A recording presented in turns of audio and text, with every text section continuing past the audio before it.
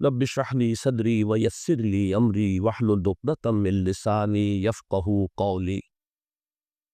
اللهم ربنا الهمنا رشدنا واعذنا من شرور انفسنا. اللهم ارحمنا بالقرآن العظيم. اللهم اجعله لنا اماما ونورا وهدى ورحمة. اللهم ذكرنا منه ما نسينا وعلمنا منه ما جهلنا وارزقنا تلاوته آناء الليل وآناء النهار واجعله لنا حجة يا رب العالمين آمین۔ اگر اللہ کے تعالیٰ کے ساتھ کوئی قلبی ربط ہے تو ہر دن جو گزر رہا ہے وہ روز عید ہے، اور ہر شب جو گزر رہی ہے وہ شب برات ہے۔ لیکن اگر وہ کہ انسان کو غفلت ان کے قلب پر طاری ہے تو عید کا دن بھی اس کے لیے ایک عام دن ہے، اور شب برات بھی اس کے لیے ویسی ہی ایک راس ہے جیسی کہ ہر روز آتی ہے اور چلی جاتی ہے۔ اس اعتبار سے اس کو بھی جو ہے معین نہیں کیا گیا صراط مستقیم کون سی۔ اسی طرح بعض روایات میں جو آتا ہے اس میں اعظم اللہ کا ایک نام ایسا ہے کہ اس کے واسطے سے اللہ سے جو بات مانگی جائے وہ رد نہیں، لیکن وہ کون سا نہیں بتایا گیا۔ اقوال ہیں، اندازے ہیں، حی قیوم پر زیادہ، الحی القیوم پر زیادہ لوگوں کا جو ہے وہ اجماع ہوا ہے، لیکن یہ کہ یقین سے نہیں کہہ سکتے۔ تو اسی میں اس کو بھی نوٹ کر لیجئے کہ اس کو مخفی رکھا گیا ہے لیلۃ القدر کو۔ لوگ زیادہ سے زیادہ محنت کریں، زیادہ سے زیادہ مشقت کریں، اس کے لیے جو بھی اس کی قدر و منزلت سے کسی درجے میں آگاہ ہے، وہ اگر معین ہی ہوتا تھا کہ ایک شب یہ ہے تو پھر تو سب کے سب اس رات میں محنت کر لیتے، باقی راتیں جو ہیں وہ پھر سونی اور ویران گزرتی۔ لیکن یہ کہ مطلوب یہ ہے کہ زیادہ سے زیادہ راتیں آباد ہوں، زیادہ سے زیادہ راتوں میں ذکر ہو، عبادت ہو، دعا ہو، اس لیے اس کو مخفی رکھا گیا۔ یہ حکمت ہے۔ اس میں بھی ایک عجیب نکتہ ہے جو امام راضی رحمۃ اللہ علیہ نے بیان کیا ہے، اور حوالہ اگرچہ نہیں دیا اس حدیث کا، لیکن ایک روایت کے حوالے سے بات بیان کی ہے کہ اس کے ظاہر نہ کرنے میں بھی اللہ کے شفقت اور رحمت ہے بندوں کے حق میں، اس لیے کہ اس کی قدر جتنی زیادہ ہے اتنی ہی اس کی ناقدری پر سزا ہوگی۔ اگر معلوم ہو کہ یہ شب ہے، اس کی ناقدری کو انسان کرے تو گویا کہ پھر وہ اتنا ہی زیادہ مورد عقاب اور مورد سزا بن جائے گا۔ اس کے لیے ایک بڑا پیارا واقعہ نقل کیا امام راضی نے کہ وہیں صلی اللہ علیہ وسلم حضرت علی رضی اللہ تعالی عنہ ایک روز مسجد میں داخل ہوئے، ساتھی آئے ہیں، دیکھا کہ ایک شخص سو رہا ہے، نماز کا وقت ہو چکا تھا۔ حضور نے حضرت علی سے فرمایا کہ اسے جگا دو، اسے ہوش میں لے آؤ تاکہ وضو کرے، نماز کے لیے تیاری کرے۔ حضرت علی نے امتثال امر کیا، جا کر جگا دیا۔ لیکن پھر ایک سوال کیا حضرت علی کہ حضور آپ تو خود نیکی کے کاموں میں بہت سبقت فرمانے والے ہیں، سباق بالخیر یہ لگ رہا ہے، سبقت کرنے والے بہت کثرت کے ساتھ، تو آپ نے یہ جو ہے یہ کام خود کیوں نہیں فرمایا، اور مجھے کیوں اس کے لیے آپ نے حکم دیا؟ آپ خود بھی اسے جگا سکتے تھے۔ آپ نے فرمایا کہ تم اس کی حکمت کو سمجھ لو، میرے جگانے پر اگر وہ نہ جاگتا اور انکار کر دیتا تو کفر ہو جاتا اس کے حق میں، اور تمہارے جگانے پر اگر کوئی تساہل سے بھی وہ کام لیتا تو وہ کفر نہ ہو سکتا۔ تو یہ ایک فرق ہے کہ اللہ تعالیٰ کی طرف سے ایک شفقت ہے کہ حضور صلی اللہ علیہ وسلم جگاتے اور کسی درجے میں وہ انکار کر دیتا۔ کبھی ایسا بھی ہوتا آدمی نیند میں ہے اور وہ کہتا جاؤ جاؤ مجھے آرام کرنے دو، تو اگر میرے ساتھ یہ معاملہ ہوتا تو وہ کفر کے درجے کو پہنچ جاتی بات، لیکن اگر تمہارے ساتھ یہ معاملہ ہو بھی جاتا تو اس درجے شدید نہ ہوتا۔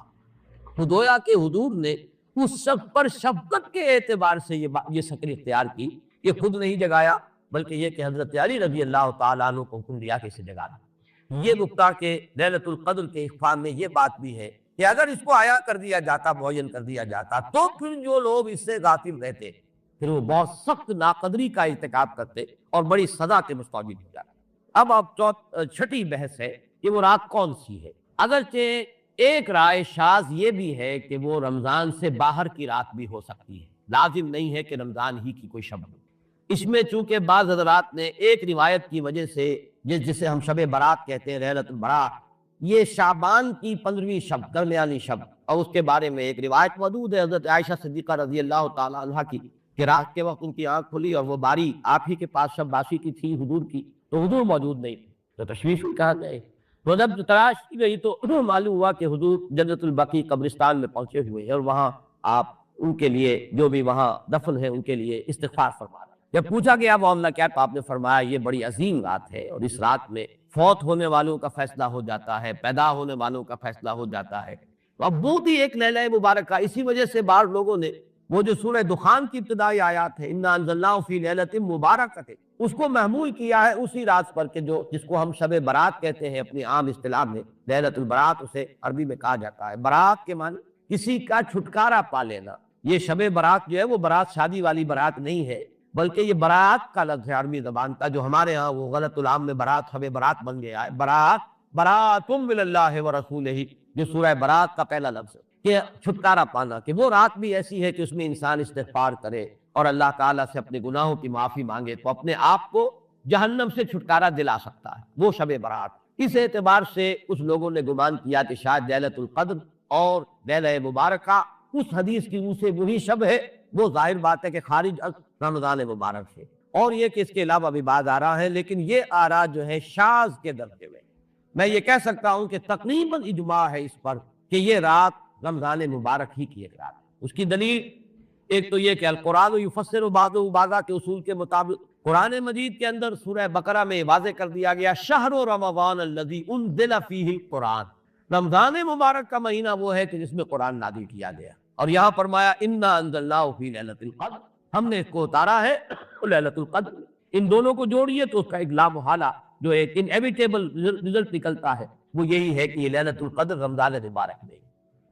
دوسری اس کی تائید ہوتی ہے وہ مشہور حدیث جس کو الحمدللہ کہ ہم نے بہت کام کیا ہے، رمضان مبارک کی آمد سے قبل کوشش ہوتی ہے ہر سال جو ہے اس کی یاد دہانی کرا دی جائے۔ ایک طویل خطبہ جو حضور نے دیا تھا، خطبنا رسول اللہ صلی اللہ علیہ وسلم فی آخر یوم من شعبان، یہ حضرت سلمان فارسی رضی اللہ تعالیٰ عنہ سے مروی ہے کہ حضور نے شعبان کے آخری دن ہمیں خطبہ ارشاد فرمایا، یا ایھا الناس قد اظلکم شہر عظیم شہر مبارک شہر فیہ لیلۃ خیر من الف شہر، لوگوں آگاہ ہو جاؤ، تم پر ایک بہت مبارک مہینے نے، بڑی عظمت والے مہینے نے سایہ کر دیا ہے، سایہ قبل ہو گیا ہے تم پر ایک مہینہ جو بڑی عظمت والا ہے، شہر عظیم جو بڑی برکت والا ہے، شہر مبارک، اور تیسرا جملہ اس میں یہی ہے شہر فیہ لیلۃ خیر من الف شہر، دو مہینہ کہ جس میں ایک رات وہ بھی ہے کہ جو 1000 مہینوں سے افضل ہے۔ ان دونوں چیزوں کے حوالے سے تقریباً دلائل بھی موجود ہے، اور ویسے یہ کہ جیسا کہ میں عرض کر چکا ہوں اجماع ہے کہ یہ رمضان مبارک ہی کی ایک شب ہے، لیکن رمضان مبارک کی کون سی شب ہے اس پر بعض مفسرین نے تو لکھا ہے کہ 40 قول، چنانچہ صاحب تفسیر مظہری قاضی ثناء اللہ پانی پتی نے، میں نے وہ تفسیر تو نہیں پڑھی، کہ 40 قول نقل، لیکن امام راضی نے جو 9 قول نقل کیے ہیں وہ میں تیزی کے ساتھ آپ کو سنا دیتا ہوں۔ ابن رزیم رحمہ اللہ کا قول یہ ہے کہ رمضان کی پہلی شب ہے۔ حضرت حسن بصری رحمۃ اللہ علیہ، یہ ہے تابعین میں سے، اس لیے میں رضی اللہ عنہ نہیں کہہ رہا، رحمۃ اللہ علیہ، حضرت حسن بصری رحمۃ اللہ علیہ کی رائے ہے کہ یہ 17ویں شب ہے، یعنی وہ شب کہ پھر جس کے اگلے دن جو ہے وہ غزوہ بدر ہوا ہے، یوم الفرقان۔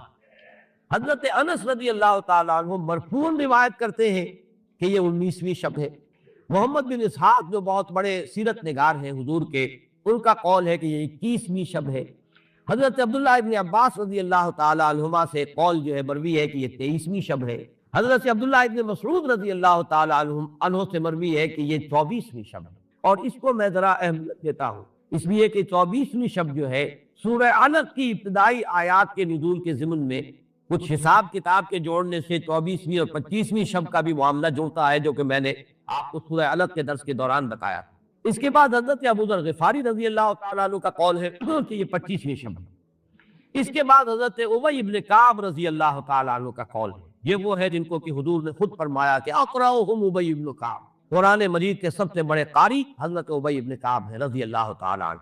اور ان کے بھی سینے پر آپ نے تھپکی دی تھی کہ سوال کیا آپ نے کہ سب سے عظیم سورت کون سی ہے، اور جب انہوں نے صحیح جواب دے دیا سورہ فاتحہ، تو پھر یہ کہ اس پر حضور نے تھپکی دی کہ تمہیں اللہ تعالیٰ نے بہت صحیح مناسبت عطا کی ہے عید کے ساتھ۔ ان کی اور صحابہ میں سے بہت سے لوگوں کی رائے، یہاں تک کہ یہ کہا جا سکتا ہے کہ بقیہ اقوال جو ہے وہ شاذ کے درجے میں ہے، اور یہ گویا کہ اگر اجماع نہ کہا جائے تو بہت حد تک اتفاق کے درجے میں ہے کہ یہ 27ویں شب ہے۔ اور اس 27ویں شب کے ضمن میں حضرت عبداللہ ابن عباس سے ایک روایت تو پہلے آپ کو بتا چکا ہوں کہ 23ویں شب، لیکن 27ویں شب کے ضمن میں جو مختلف روایات حضرت عبداللہ ابن عباس رضی اللہ تعالیٰ عنہما سے مروی ہیں، ان میں بھی کچھ لطیف نکات ہیں، وہ میں بعد میں بیان کروں گا۔ اس کے بعد ایک شاذ قول اور بھی ہے کہ یہ 29ویں شب ہے۔ یہ گویا کہ 9 ہے اقوال، جن میں سے بعض جلیل القدر صحابہ کے ہیں، عبداللہ ابن مسعود، ابو ذر غفاری، ابن عباس، ابی ابن کعب، لیکن یہ ہے کہ سب سے زیادہ جو اتفاق اگر اجماع نہ کہا جائے تو 27ویں شب پر ہے۔ اس 27ویں شب کے بارے میں حضرت عبداللہ ابن عباس نے تین نقطے بیان کیے۔ ایک نقطہ تو یہ ہے کہ یہ پوری سورہ مبارکہ جو ہے سورۃ القدر، اس میں 30 الفاظ ہیں، اور ان 30 الفاظ میں سے 27واں لفظ ہے ہی حتی مطلع الفجر، یہ 27واں ہے۔ اس کے بعد سے گویا کہ انہوں نے ایک ربط قائم کیا ہے کہ یہ 27ویں شب۔ ایک بات انہوں نے یہ کہی ہے کہ اللہ تعالیٰ کو وطر محبوب ہے، اللہ وطر و یحب الوطر، اللہ خود بھی اکیلا ہے اور وطر کو پسند کرتا۔ پھر یہ کہ وطر جو ہے اب رمضان مبارک کے اندر اگر وہ وطر شمار کیے جائیں گے تو 14-15 وطر بن جائیں گے، لیکن اس میں چونکہ آخری عشرے کے بارے میں بہت سی روایات جو ہے ان کا تقریباً اجماع ہو جاتا ہے کہ آخری عشرے میں، تو آخری عشرے میں بھی 5 وطر آئیں گے، 21ویں، 23ویں، 25ویں، 27ویں، 29ویں۔ لیکن حضرت عبداللہ ابن عباس کہتے ہیں کہ 7 کا ہندسہ اللہ تعالیٰ کو بہت پسند ہے، اور بہت سی چیزیں جو ہے عالم تکوینی میں بھی اور عالم تشریعی میں بھی بہت سی چیزیں وہ ہیں کہ جو 7 کے ہندسے کے ساتھ وابستہ ہیں۔ 7 آسمان ہیں، 7 زمینیں ہیں، ہفتے کے 7 دن ہیں، طواف کے 7 شوط ہیں، سعی بین الصفا والمروہ وہ بھی 7 مرتبہ ہے، ادھر سے ادھر، ادھر سے ادھر 7۔ اسی طریقے سے سجدے کے اعضاء بھی 7 ہیں، تو اس سے انہوں نے پہلے وطر اور وطر کے بعد 7 کا حصہ، رمضان کے آخری عشرے کی وطر راتیں اور ان میں 7ویں رات یعنی 27ویں شب، وہ اپنے اس حساب کتاب سے بھی۔ اور جب انہوں نے یہ بات بیان کی تو حضرت عمر رضی اللہ تعالی عنہ نے ان کی تحسین کی۔ آخری بات اور بھی کہی گئی ہے کہ لیلۃ القدر جو ہے اس کے اندر حروف کی اگر شمار کیا جائے تو 9 بنتے ہیں، اور یہ لیلۃ القدر اس سورہ مبارکہ میں 3 مرتبہ آیا ہے۔